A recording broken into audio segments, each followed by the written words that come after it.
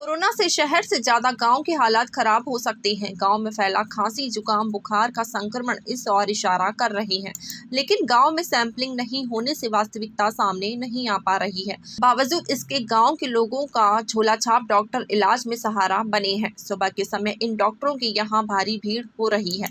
Bhitarwar block के ईटमा गाँव में एक मौत के बाद प्रशासन का ध्यान गाँव की ओर गया।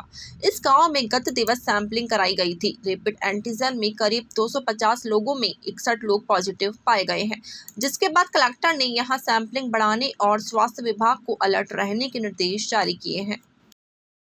गांव में संक्रमण की रफ्तार थोड़ी स्लो रहती है, लेकिन कई बार शहरों में या बाहर से आने वाले लोग जो ट्रैवल हिस्ट्री वगैरह वो लोग संक्रमित कर सकते हैं। कुछ गांव में केस आए हैं, लेकिन हमने पूरे गांव को बंद किया हुआ है, आना जाना भी प्रतिबंधित किया हुआ है, सर्वे का काम भी करा रहे हैं। तो होपफुली गांव में संक्रमण की रफ्तार कोई तेज़ नहीं फैली। गांव में केस आए थे, उसमें एक व्यक्ति की डेथ हुई थी। उसके बाद में हमने ईटमा गांव को पूरी तरीके से सील भी किया हुआ है।